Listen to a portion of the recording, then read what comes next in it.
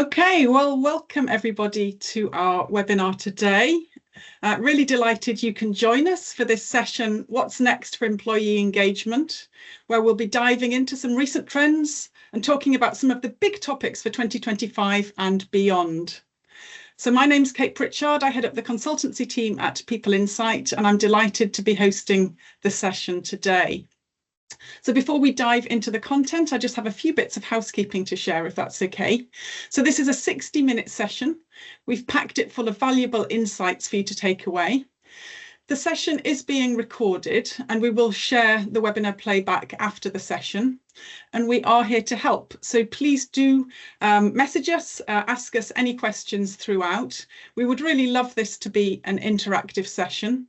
So you can give us feedback via the emojis. You can just check that they work if you use the React button at the top of the toolbar. Or you can use the chat option to contribute to the conversation. So please do share your thoughts, ask questions and engage with us as we go through the session. And actually, to kick this off, I do have a quick question for you, just so that we can test if the chat function is working. I would love to know if you could achieve just one improvement to support the employee experience within your organisation this year, what would it be?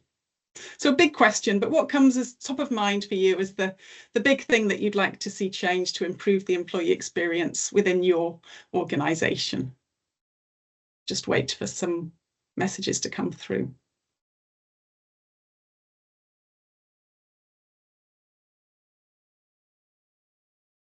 Thank you, Yvonne, Louise, Nicola, lovely. Improve communication. Better communication, accountability, collaboration, engagement. Wonderful. Thank you all. Really good to see that. And my colleagues will watch the responses come through as I provide a very quick introduction for the benefit of those of you that don't know us to People Insight. So at People Insight, our mission is to be the most actionable employee experience platform powered by people. We're employee experience specialists, and we're dedicated to helping our clients to transform survey insights into meaningful and impactful actions. And we achieve this through three main channels. We have our powerful platform, which is used to conduct employee surveys and to deliver results in an intuitive and user-friendly way. We have an excellent team of people who provide excellent support at each stage, from questionnaire design through to supporting managers to use their data effectively. And we're really committed to action. So we are passionate about ensuring that the survey insights that we provide do lead to positive change. We're really privileged to work with clients from a wide range of sectors, and this slide shows some of our current clients. So on with the session today, what's new in employee engagement? We've actually used our latest trends report, which we will make available to you after the session. We've used that as the basis of our thinking for this webinar. So I'm delighted that today I am joined by three of my brilliant colleagues, Lisa, Sam and Costa, who will each be presenting on one of the topics from our report. So we're going to be looking at how AI is shaping the future of the employee experience. We're going to be looking at organisational culture, particularly with an increasingly dispersed workforce and whether or not we're remote ready or not. We're going to look at the important role of line managers, often referred to as the squeezed middle, and their key role in engaging teams, and the importance of inspiring and empathetic leadership. So in this webinar, we're going to be sharing the trends that we're seeing in employee perceptions over time. And we've based this on our extensive benchmarking database with data from the surveys that we've run over recent years. As many of you know, we use the Pearl framework as the basis for engagement surveys. So we're looking at employee perceptions relating to purpose, enablement, autonomy, reward and leadership. And what you can see here are the aggregated favourable scores for the last 4 years. So obviously there are more interesting trends below this when we look at individual questions, but even at this top level, when we're looking at groups of questions in these broad themes, we can see that the general picture is really one of stagnation, with some worrying declines in perceptions, particularly around purpose and around leadership. And it's the deeper analysis of this data that we've been doing that's led us to the 4 trends that we're going to be sharing with you today. So as I've mentioned, we're looking at inspiring leadership, redefining line management, remote-ready cultures, and adopting AI. We're very conscious that some of these will be more important to you and to your context than others. And in fact, when you registered, we did ask you, which of these do you think is going to have the biggest impact on the employee experience in 2025? We weren't surprised to see that AI was out in front there, but interesting to see the mixed responses that we received from each of you to this question. So we really hope that you find all of these presentations really helpful and really useful. It's certainly 4 interesting topics that we've chosen. So without further ado, I'm going to hand right over to my fabulous colleague, Lisa, who's going to be talking about AI. Thank you, Lisa. Thanks very much, Kate. So hello, everyone. Firstly, we could spend days talking and exploring AI. So this is a snapshot of how we are seeing AI being used and how it can impact the employee experience right now. What I'd like to ask, and put it in the chat, what are your thoughts on the title of this slide? AI is the biggest disruptor since the internet. Do you agree? Don't you agree? It'd be great to get some insight from you on that. But as we can see, AI and its impact on the global markets is not only volatile, but fast. The news on DeepSeek is a perfect example of how AI and its execution is evolving incredibly fast. The research is clear. Humans cannot adapt at the speed. So therefore, more than ever, the application of AI into any organization needs to be thought through with the human in mind, adding efficiencies rather than adding more work. So in true research style, I Googled what is a definition of AI, and this is what came up: the application of computer systems able to perform tasks or produce output normally requiring human intelligence, especially by applying machine learning techniques to large collections of data. Now, we could probably challenge some of the human intelligence, but it's absolutely doing a lot of the work of the last decades very quickly and at speed. Also, when I Googled, it highlighted that AI, or A, is the name for a 3-toed sloth. Who knew?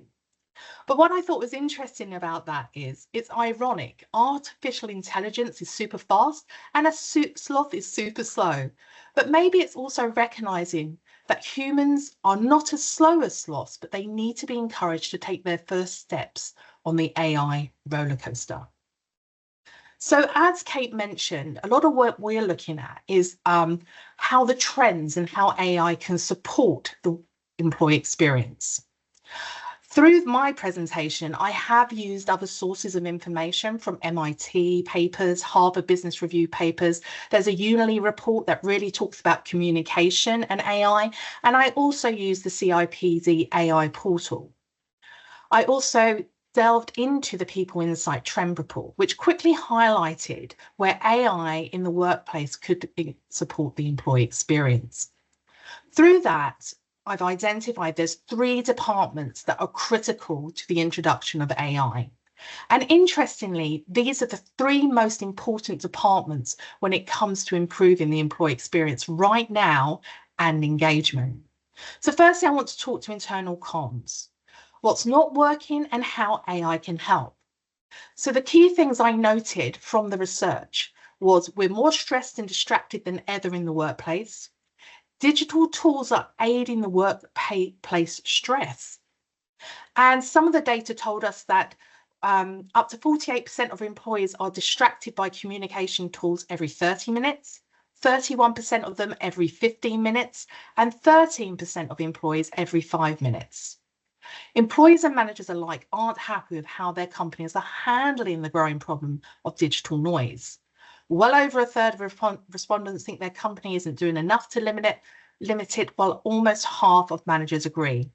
This does suggest that senior leaders and staff aren't on the same page about how distracting digital noise can be, and the problem isn't being taken seriously enough. Critically, though, AI could already help with streamlining messages for personalized communication.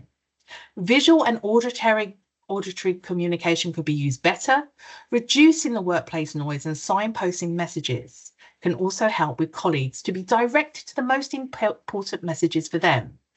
Reviewing effective communication channels and completing a "How I Like to be Communicated with" review have aided the personalisation of communication in organisations I've been working with.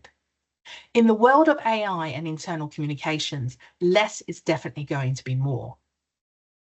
The other area is HR leadership, and not only from HR often being the facilitator of the employee experience, the whole life cycle, but actually HR has its own challenges as it becomes much more centralized and reduced resource, but with still lots of paperwork, policy, processes because of the legal ramifications.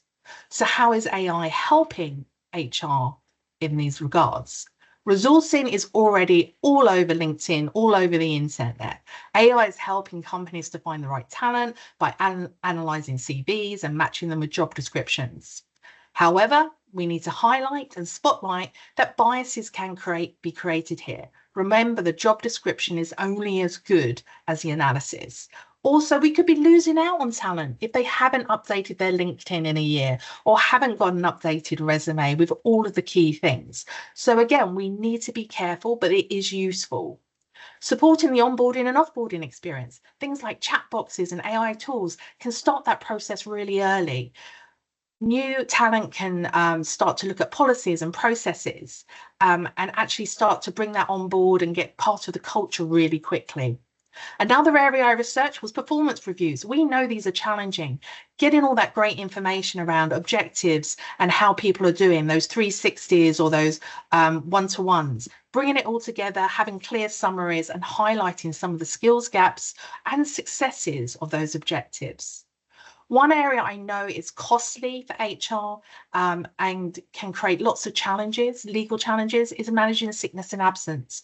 There has been some tools being brought in to manage that process, keeping contact with people on long-term sickness and absence, but also inviting them to meetings while note-taking in the background to make sure everything is legal and in place, and ultimately supporting that person to get back into the workplace in the right place, in the right time.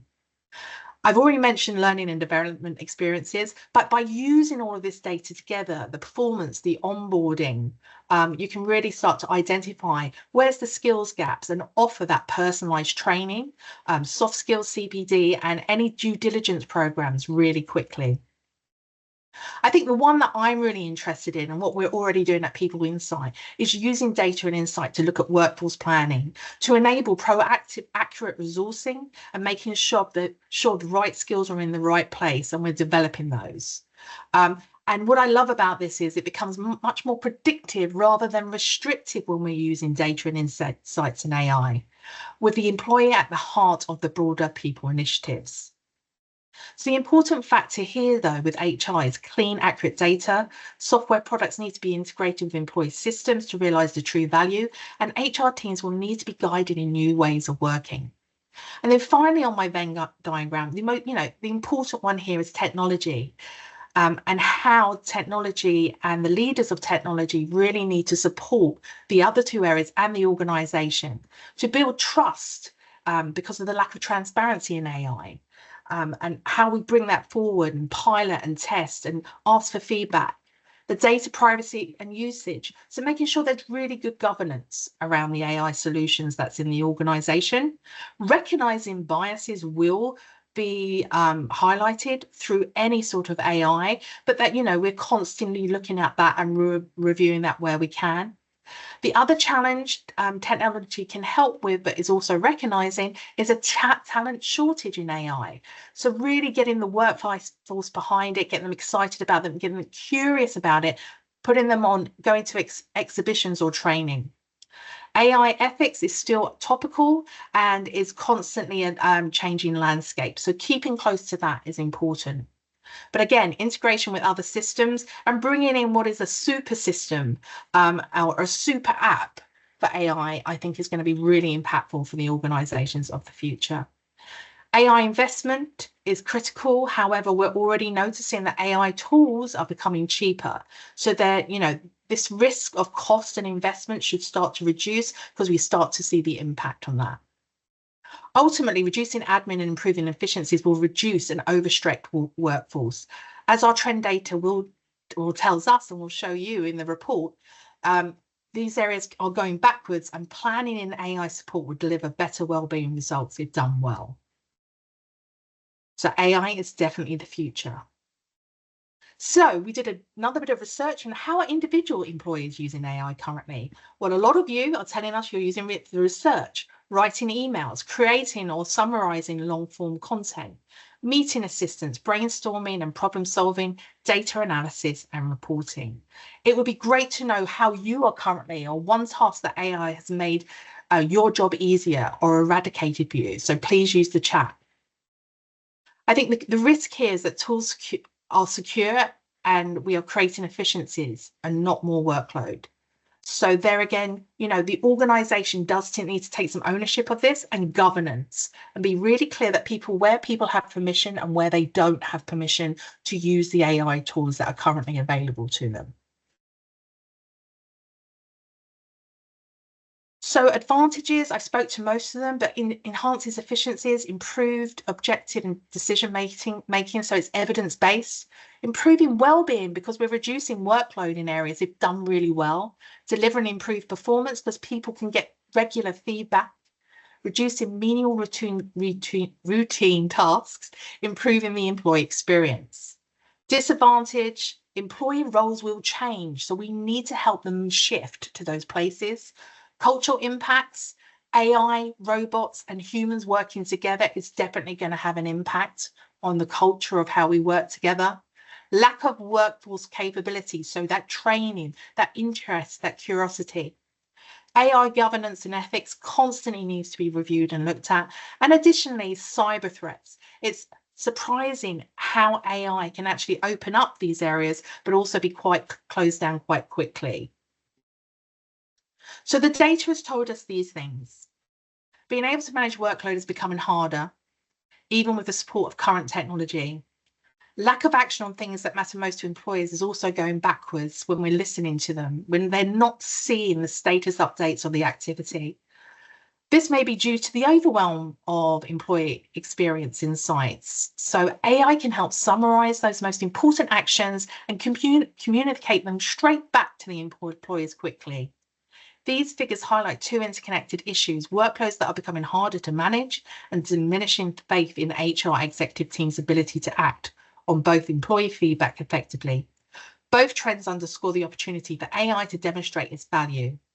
By streamlining processes, providing actionable insights, AI can help organizations address these challenges head on, but remember, humans are still the activators.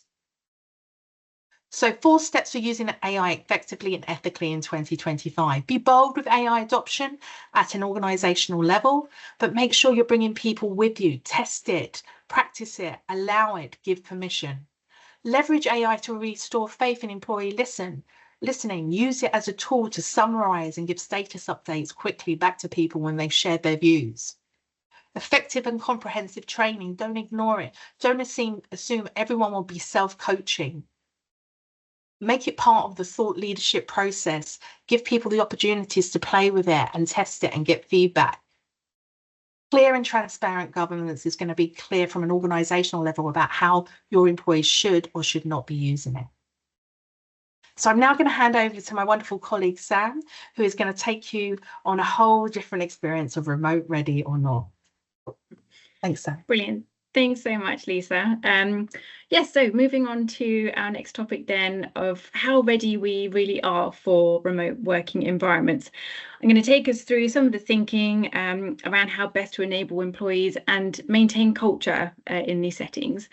I think we've heard a lot about technology and how that's helped transitioning how people approach their work, and how that's made remote working possible as well. It's been possible for some years, but I think certainly the pandemic gave it a big shove.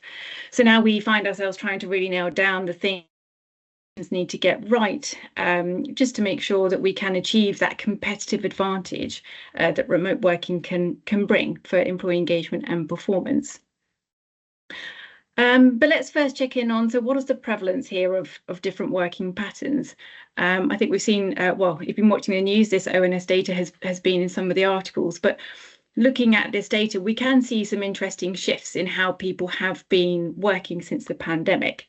So that blue line there is showing us that working only from home has fallen, unsurprisingly perhaps, since 2021. That's currently sitting at around 15%.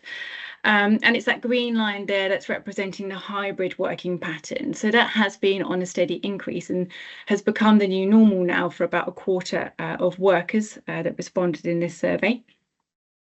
And I suppose just to clarify, when we talk about hybrid working, what we mean is part travelling and part working at home. And working away from home is still the more common pattern, but we can see from that red line there that there's been a bit of a steady decline, and it's now sitting at around 41%. So a quick question for you then, roughly what percentage of your workforce works exclusively from home or in a hybrid arrangement? Let us know. I think the balance of your employee communities is really interesting. So of course, the industry that you work in probably affects the feasibility of how much hybrid working is available. And again, you know, businesses, say in the information and communication industry, they have the highest sort of share of hybrid working. I think closely followed by professional, scientific and technical activities, again shown in ONS data about how much hybrid working is used in these industries.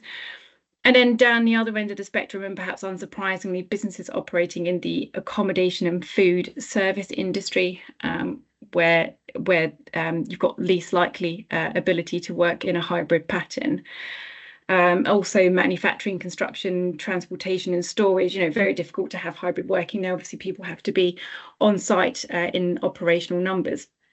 But obviously some businesses have a mix of those. And I can just see from your percentages there, actually, some of you have a really high proportion of those working in a hybrid format. Some of you, you know, sort of 70%, 75%, 60%.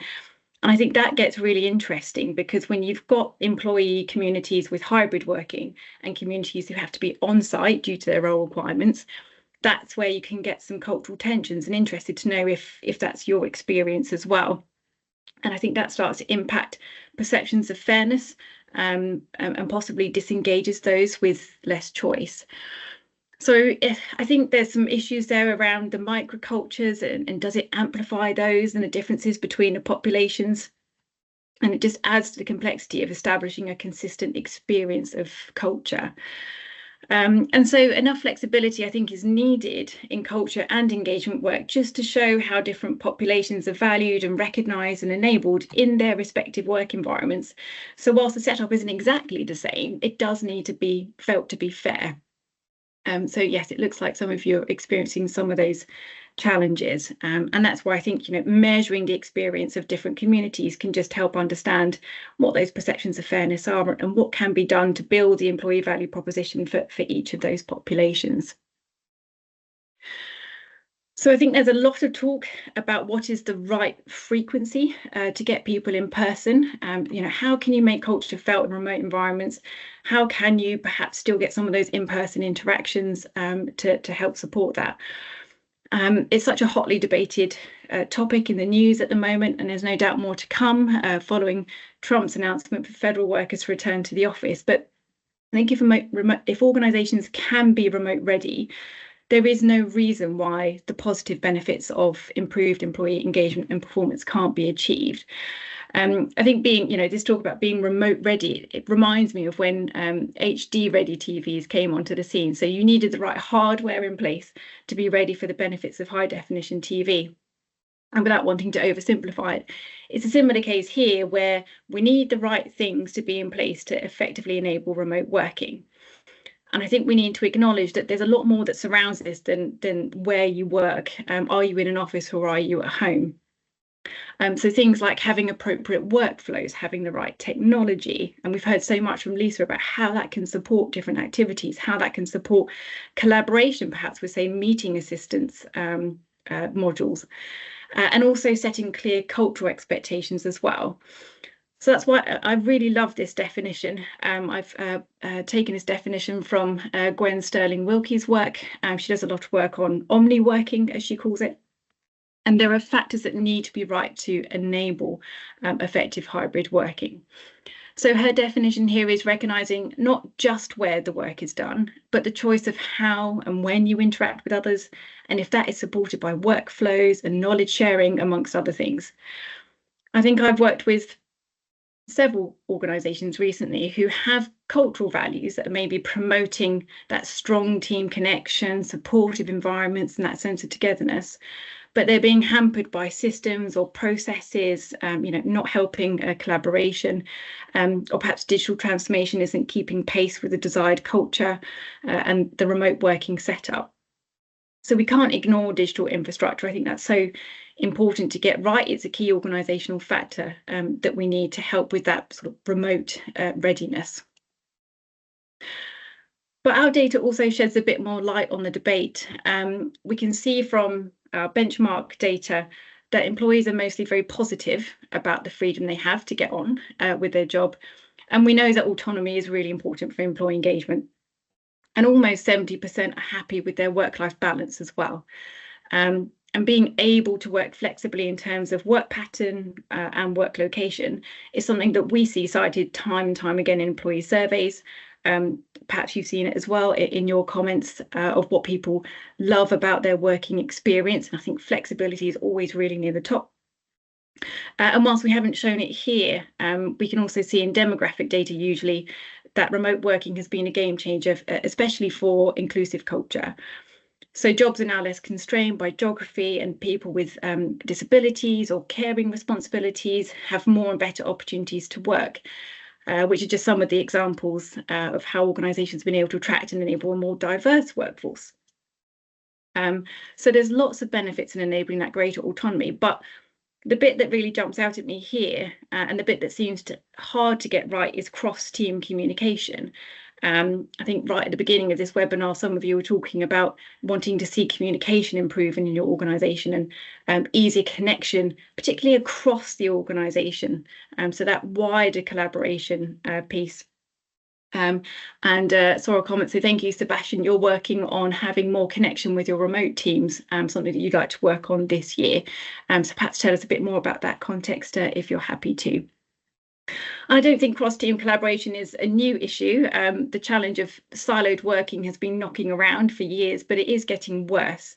So cross-team communication is now sitting at 45% positive, and perhaps speaks to an aspect of employee experience that feels less within an individual's control. I think there really needs to be that conscious organisational effort to help get this right and to help support that. And if we can crack that bit, then we're really onto a winner for just supporting that better performance part. So let's break that down a bit further. These are some of the organisation design development factors that need consideration. I think this will all help just with shaping culture and maintaining culture in those remote environments. So when our clients want to measure the impact of hybrid working on employee experience in their surveys, we include these questions at the bottom here. So we're asking about how well it is working for the individual, as well as whether the hybrid working is working well for the organisation and for team and colleague connection. As these tends to surface slightly different actions, and it can be really helpful just to see what the balance is here. And then when these factors you see on the top half of the slide aren't working well, that's when we start to see that connection to performance starts to diminish. So I wouldn't say this is an exhaustive list, but it is necessary to have effective knowledge sharing processes, need digital tools and the training to use those, and structures as well that support cross-team working. And then the standout for me is this culture element. So really being able to set clear behaviours and inspiring people with the kind of culture that's trying to be created. Things like team charters are a great way to look at, well, what do we expect when we show up to work? What are the behaviours that we expect of each other?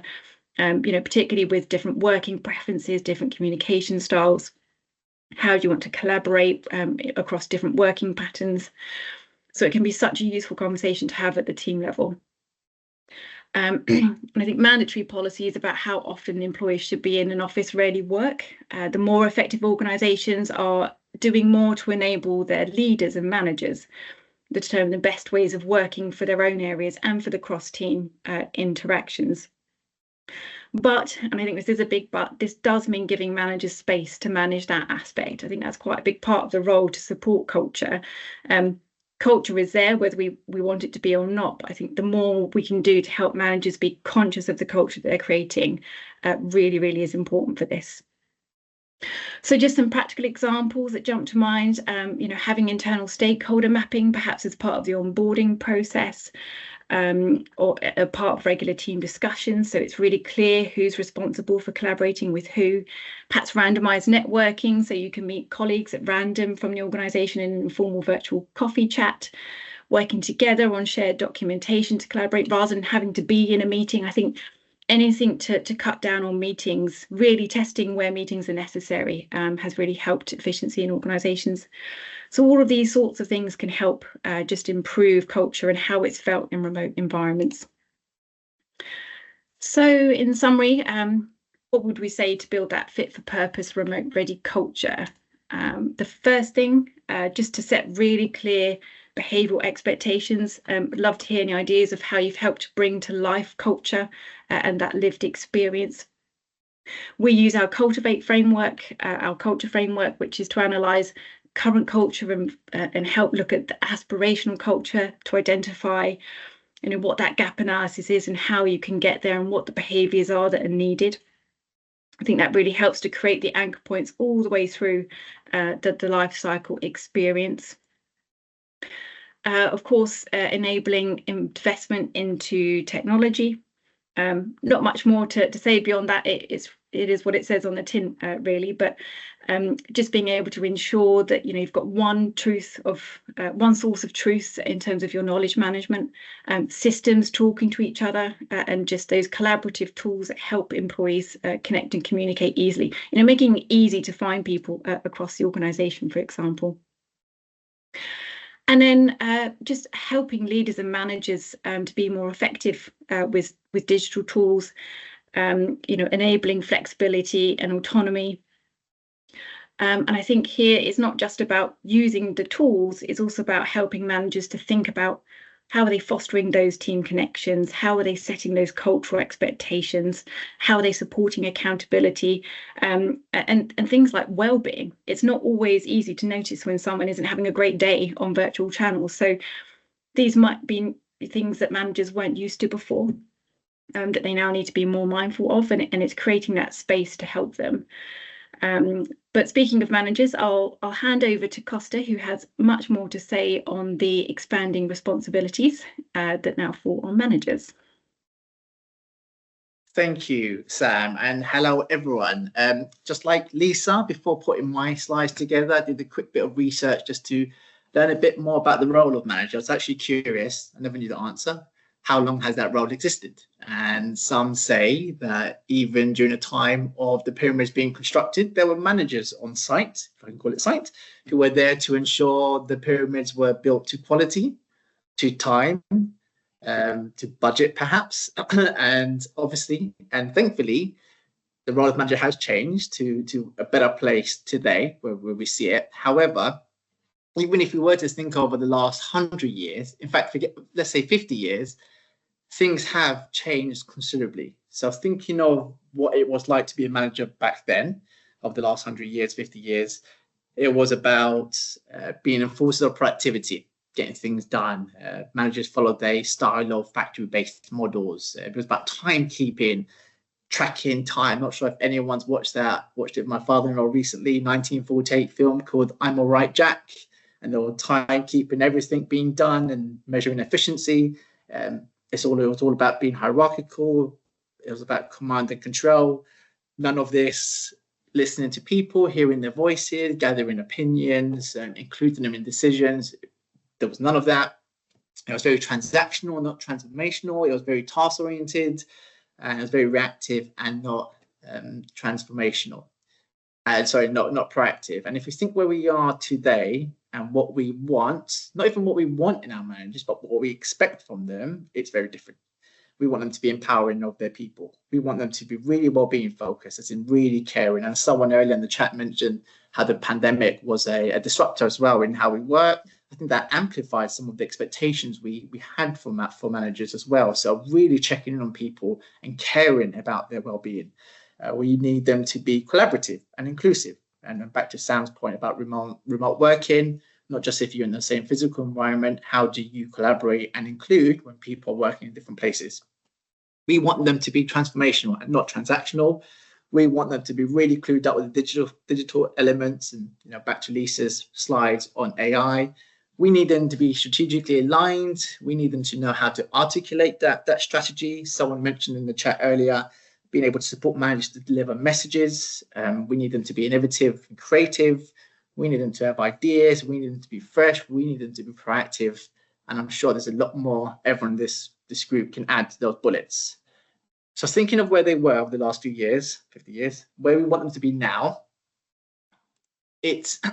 we know there's a growing expectation and pressures on managers. And we see that just by talking with them across the partners that we currently work with. Quick question for everyone in this room. Please share your thoughts on the chat. Where do you think your line managers are losing the most time right now? So what are they especially spending time on that you don't want them to be really spending time on? So just reflect on that and share your thoughts. Now, with all the surveys we conduct, obviously we are in a great position to really see what the patterns and trends are. And we have a number of questions that we often include in our Pearl model, which was touched on earlier by Kate, and also every other survey, and how people are experiencing managers within that organization. And there are different sets of questions, and some of them, as you can see, so things around managers giving me regular feedback on how I'm doing, managers maybe seeking my opinion. We can see there has been a notable drop in these questions over the last few years. Some of the other questions have remained fairly steady and stagnant and sluggish even. Now, that's not necessarily an awful thing. I haven't really dropped significantly. However, thinking about where we want our managers to be and the ideal position we want them to fulfill, there is definitely room for improvement when it comes to that experience of a manager. Now, what we can be doing and what organizations can be doing, what you can be doing as well within your organizations to support managers or learn a bit more about the experience so we can really enhance that effectiveness of the line management role. There are some really simple and practical things we have seen and we've supported our partners in doing. One is asking the right questions. I'm sure you all know if we ask if the input's wrong, then we're probably going to be misled by the output. So we need to make sure we're asking the right questions, and that's on both fronts. Those questions I showed in the previous slide are more the typical ones, asking people how their manager is. What we need to be doing more of is asking managers how they are experiencing it. Do they feel enabled to have the right conversations about performance? Do they feel they can act on the survey results? Do they feel they have what they need to be the best managers they can be? And do they feel motivated by that? There's a number of different questions we're starting to ask more of these days. And if you want some guidance on what those questions can be, please do get in touch. Happy to just offer our support around that. Secondly, is refining the role scope of that line management responsibility role. We have to be absolutely clear on what their priorities should be. Managers are often promoted on the technical ability, yet we expect them to be superb people managers. So we have to really have a discussion around technical versus people. What's the real focus here? And we need to be very clear on what that role looks like, what to remove and what to start doing more of. Things like behavioral frameworks are really good at supporting this. So if we can get very granular with the types of behaviors we want to be seeing in our managers, make it as detailed as possible, make it as objective as possible, as visible as possible. And then we can feed that into different programs, be it recruitment, be it 360s and so on. It's going to increase our chances of supporting managers get there. A third thing is around investing in the leadership/manager connection. So bridging the gap between the two. Often when people refer to the us and them feeling, they're often referring to senior leaders and perhaps less senior individuals within an organization. We're starting to see this gap between senior leaders and managers, and we need them to be more aligned. So we need more dialogue between the two. We need more airtime between the two as well. One thing that's really helped that I've seen over the last couple of years, and more organizations are doing this now. Typically in the past, we would do obviously the survey. Following the survey, there's an executive presentation, and then there might be an all-staff presentation. What we're doing more of now is actually doing something in the middle. So we deliver to, let's say, the exec team. Then we deliver the same presentation to managers with the exec team in the room, and we align the two. So the message is going to be the same, and that supports managers to then go out and talk about the actions following the survey.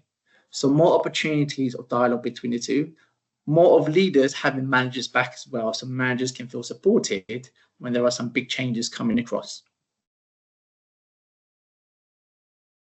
And lastly, ongoing support and development. So learning shouldn't stop. There is sometimes a feeling, be it conscious or unconscious, when someone comes into a manager role, the learning stops, but the learning has to continue, and that development has to continue. And that can come in many forms, from 360 feedback, from assessments like this, from coaching, mentoring, from well-timed upskilling. So again, one flaw we sometimes see is someone goes into a manager role and then the training comes while they're in that role in how to be a better manager, whereas you need to start upskilling them beforehand, so to prep them and get them ready for that role.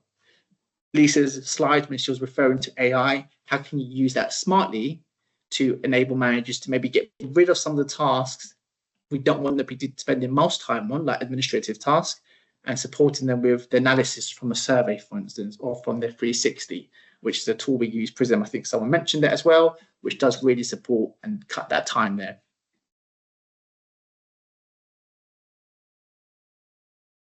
.360 is a great way for managers to really continue on that learning process on how to become more effective and a better version of themselves as a manager. So not just from an individual point of view, but you are giving them the ability to become more self-aware on what behaviors they can start displaying more of, especially when you've identified what that framework looks like for yourselves. As I touched on earlier, you've got something to work towards, and you're giving managers something to work towards as well. Of course, making sure you focus on it from a developmental point of view and not purely performance, which would put some managers off. The great benefit of doing that via 360, especially for large organizations, is you can capture a picture of how all your managers are doing, what are the consistent strengths and what are the consistent weaknesses, and how can you enhance development at the group level rather than just an individual level. We have different 360s for different types of managers, those who just entered the position of being a manager, those who are in a senior manager role, or something more custom if there's an existing behavioral framework within an organization. And Prism, as I touched on earlier, as a way of giving managers immediate feedback on what stands out as some of their strengths and areas to focus on. You're going to see later on that on the slide on an upcoming webinar, it's going to be a bit more on 360 because it can be a whole topic of itself. One more thing on the 360 experience, probably a lot of people here might be used to a 360 taking place with an individual or going through the project, and then that individual has maybe a one-to-one follow-up session with the coach. An example we've seen that has worked really well with a client of ours is they go through the 360, they have a one-to-one session with a coach, and then immediately after they have a follow-up with their manager. And it's a great way, which is a senior leader, which is a great way of aligning everyone and laying it out all on the table so people are very open with what the focus is of the development of that individual. Now, as we're talking about 360, of course, we know it also relates to senior leaders, and there's pressure on senior leaders and expectation there. So I'm going to hand over to my lovely colleague, Kate, who's going to talk a bit more about that area. Kate, over to you. Thanks so much, Costa. Yes, so this final session is really about leadership being the glue that holds the EX together. And I just want to start by just reflecting on the time we're in at the moment. Certainly, there's no doubt that there's a lot going on for leaders today. It is a difficult time to be a leader. Through this session, we've talked about many of the challenges. So, AI is causing a headache within many organisations, as is hybrid and remote working, and really getting that right. Costa sort of pointed to the overwhelm that some of our managers are feeling, and obviously not just confined to managers, but there are issues around workload within many workplaces. So there's a lot going on within the workplace, but this is also a really challenging external landscape. It's a tough business environment. We're living in a world of significant political change, and there's global economic uncertainty. So there's certainly a lot for leaders everywhere to feel concerned about. And just a quick question, I'd be interested if you could just post in the chat what you think are the biggest challenges for your leaders right now, because I'm sure there are some sector differences as well. So maybe it's some of the things we've touched on, maybe it is something else, but please do share.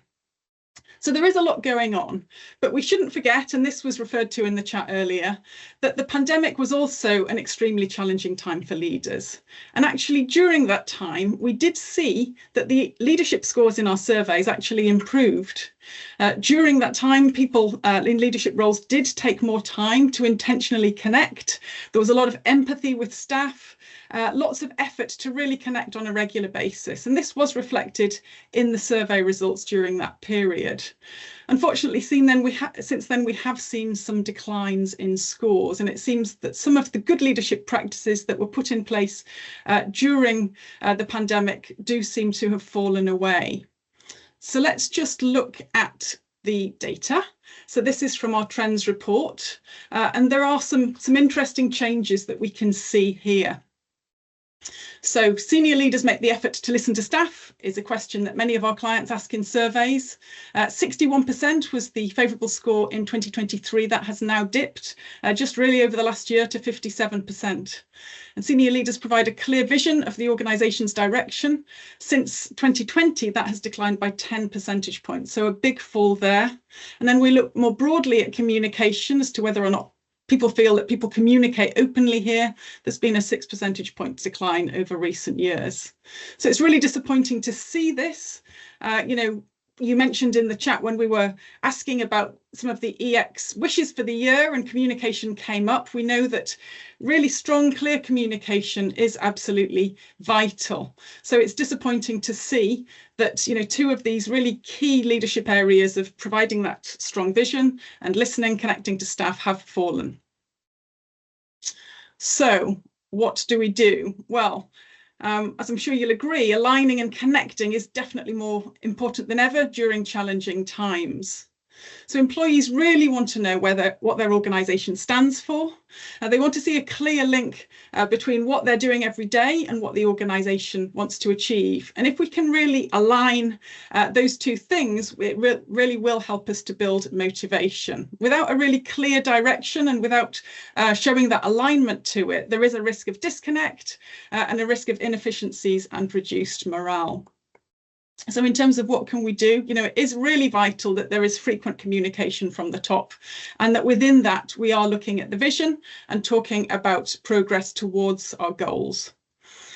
It's also important to demonstrate alignment, both in terms of how we're doing in terms of the overarching vision and the priorities or actions for leaders and staff, so that people can see that what we're working on day to day does relate to the bigger picture. And I think that if we can make that link on a regular basis, this can certainly help to build understanding and trust. So this might sound straightforward, and it's not complicated, but it doesn't happen in practice. And I know when we spoke to people during the pandemic that there was a real intentional effort to have very regular check-ins with staff. And speaking to clients, we know that has fallen away, but there is real power in keeping this consistent communication going. When we speak to clients who do have sort of regular monthly messages from the CEO just with an update on progress, that can be extremely powerful. So the more that we can do to really recommend that these practices continue and this consistent messaging is happening, the better that is for creating that sense of alignment and engagement. And secondly, it's really vital that leaders are listening to staff. As employees, we all want to feel valued and to feel that our views count. And if there are no opportunities for us to feed in suggestions, ideas, concerns, that can lead to a feeling that we're not valued. It can erode trust and it can diminish morale. Failing to listen is also a bit of a missed opportunity. Employees often have really good suggestions and can talk to areas that could make a real big difference to the functioning of the organisation. So really vital that we are prioritising listening to employees. So we would suggest that we're looking at ways to listen to staff through a variety of mediums. So everything from regular town halls and team meetings through to more formal surveys, etc. But of course, as well as listening, we need to make sure that there is then that feedback, that we're demonstrating, that we're hearing, that we've listened to the concerns of staff, and we're identifying actions that can be taken to improve the employee experience. So we do really recommend that organisations give their listening activities really careful thought and map out intentional opportunities for listening and also for action.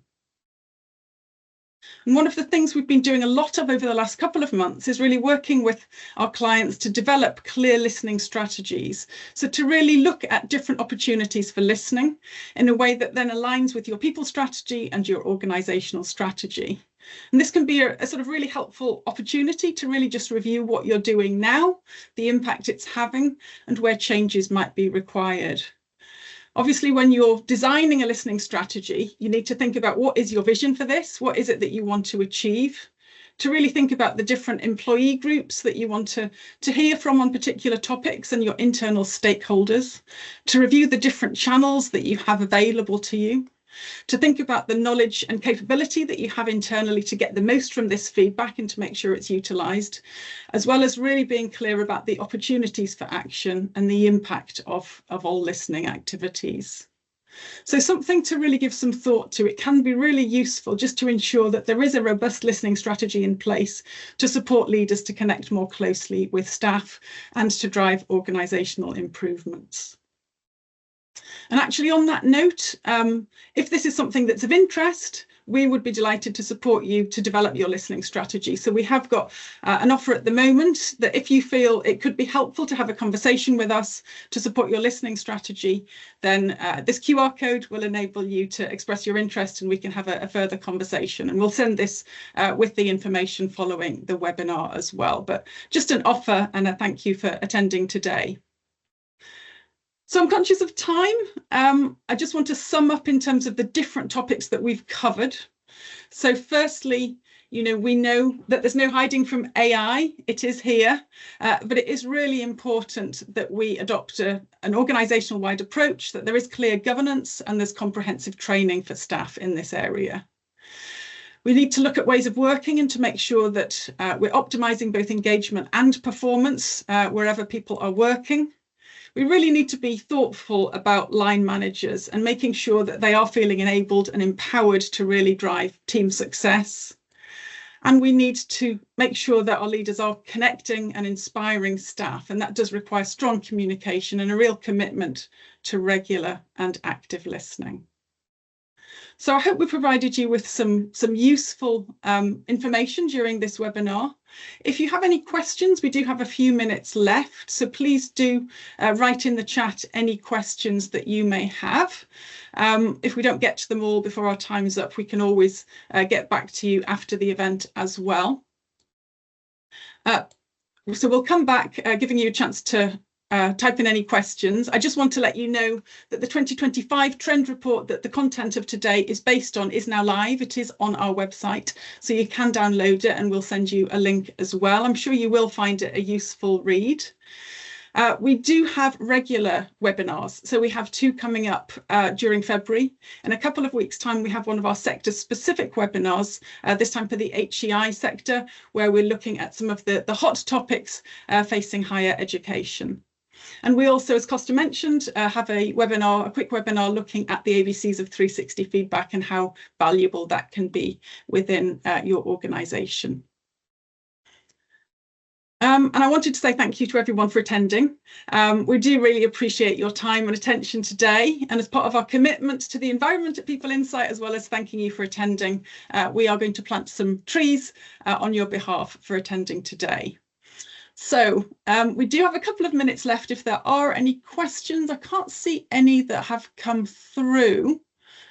I think that there may have been a couple that came in previously that we can maybe get to. Let's have a look.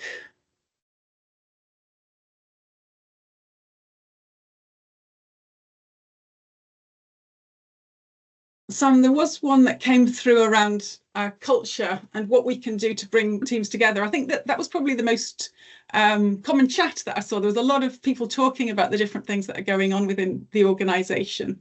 I just wondered if you'd got any examples that you could share about ways of connecting people when they're not all in the office together. Yeah, I think well, probably on that, there's been some interesting chat about actually when people do get into the office, making it really count, just to get the most out of that human interaction. So thank you, Dan. I love that mantra, present with purpose. So if you're going to be in an office, really make that time count. Don't spend all of your time on Teams meetings. As well, Laura's example of team anchor days, so just being a bit more intentional about when and how people get together. But for me, I don't think there's any one thing that stands out. I say it's initiatives that really help just bring the human to life for people. So one organisation has meet a colleague articles regularly. So I think it's like once a fortnight or once a month. It's a bit of a personal piece on people in the organisation. It's the most read article on their intranet, without a doubt, every time. People love to know about people. And I think it's just about finding communications or ways to help bring that to life on the channels available. Lovely. Thank you, Sam. And we are pretty much out of time now. So we do really thank you for attending today. Really appreciate your time and your input to the chat. And we will be in touch with the recording and everything else in due course. So thank you very much. Bye-bye. Thanks, everybody. Bye, everyone. Bye-bye. Thanks all. Bye.